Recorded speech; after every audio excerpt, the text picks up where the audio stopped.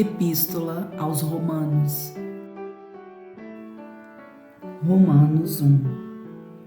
Paulo, servo de Jesus Cristo, chamado para apóstolo, separado para o Evangelho de Deus, o qual antes prometeu pelos seus profetas nas Santas Escrituras, acerca de seu Filho, que nasceu da descendência de Davi segundo a carne, declarado Filho de Deus em poder, segundo o Espírito de santificação, pela ressurreição dentre os mortos, Jesus Cristo nosso Senhor, pelo qual recebemos a graça e o apostolado, para a obediência da fé entre todas as gentes pelo seu nome, entre os quais sois também vós chamados para serdes de Jesus Cristo. A todos os que estáis em Roma, amados de Deus, chamados santos, graça e paz de Deus nosso Pai e do Senhor Jesus Cristo.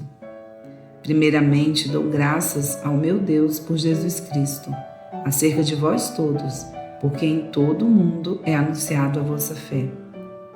Porque Deus, a quem sirvo em meu espírito no Evangelho de seu Filho, me é testemunha de como incessantemente faço menção de vós, pedindo sempre em minhas orações que, em algum tempo, pela vontade de Deus, se me ofereça boa ocasião de ir ter convosco. Porque desejo ver-vos para vos comunicar algum dom espiritual, a fim de que sejais confortados.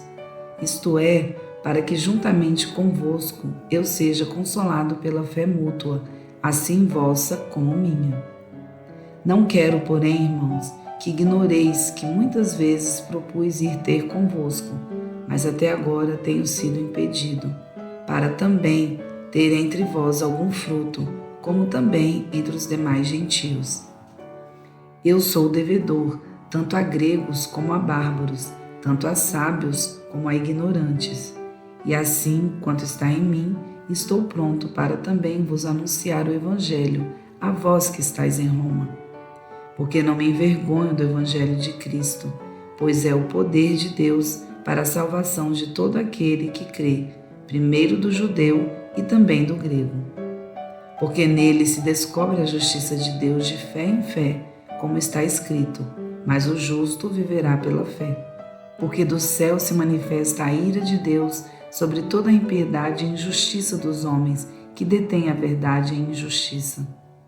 Porquanto o que de Deus se pode conhecer, neles se manifesta, porque Deus lhe manifestou. Porque as suas coisas invisíveis, desde a criação do mundo, tanto o seu eterno poder como a sua divindade se entendem e claramente se veem pelas coisas que estão criadas, para que eles fiquem inexcusáveis. Porquanto, tendo conhecido a Deus, não glorificaram como Deus, nem lhe deram graças, antes em seus discursos se desvaneceram e o seu coração insensato se obscureceu. Dizendo-se sábios, tornaram-se loucos, e mudaram a glória do Deus incorruptível em semelhança da imagem de homem corruptível, e de aves, e de quadrúpedes, e de répteis. Por isso também Deus os entregou às concupiscências de seus corações, à imundícia, para desonrarem seus corpos entre si. Pois mudaram a verdade de Deus em mentira, e honraram e serviram mais a criatura do que o Criador, que é bendito eternamente. Amém. Por isso Deus os abandonou às paixões infames, porque até as suas mulheres mudaram o uso natural, no contrário à natureza. E semelhantemente, também os homens, deixando o uso natural da mulher, se inflamaram em sua sensualidade uns para com os outros, homens com homens, cometendo torpeza e recebendo em si mesmos a recompensa que convinha ao seu erro. E como eles não se importaram de ter conhecimento de Deus, assim Deus os entregou a um sentimento perverso para fazerem coisas que não convêm. Estando cheios de toda a iniquidade, fornicação, malícia, avareza, maldade, cheios de inveja, homicídio, contenda, engano, malignidade, sendo murmuradores, detratores, aborrecedores de Deus, injuriadores, soberbos, presunçosos, inventores de males, desobedientes aos pais e às mães. Nécios, infiéis nos contratos, sem afeição natural, irreconciliáveis, sem misericórdia, os quais, conhecendo o juízo de Deus, que são dignos de morte os que tais coisas praticam, não somente as fazem, mas também consentem aos que as fazem. Romanos 2. Portanto, és inexcusável quando julgas, ó homem, quem quer que sejas, porque te condenas a ti mesmo naquilo em que julgas a outro, pois tu que julgas fazes o mesmo. E bem sabemos que o juízo de Deus é segundo a verdade sobre os que tais coisas fazem. E tu, ó homem, que julgas os que fazem tais coisas, cuidas que, fazendo-as tu, escaparás ao juízo de Deus? Ou desprezas tu as riquezas da sua benignidade e paciência e longanimidade, ignorando que a benignidade de Deus te leva ao arrependimento?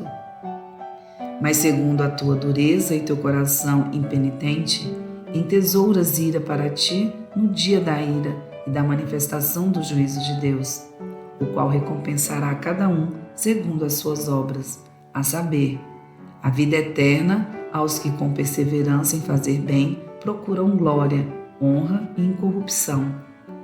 Mas a indignação e a ira aos que são contenciosos, desobedientes à verdade e obedientes à iniquidade. Tribulação e angústia sobre toda a alma do homem que faz o mal, primeiramente do judeu e também do grego. Glória, porém, e honra e paz a qualquer que pratica o bem, primeiramente ao judeu e também ao grego.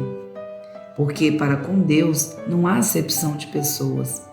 Porque todos os que sem lei pecaram, sem lei também perecerão, e todos os que sob a lei pecaram, pela lei serão julgados.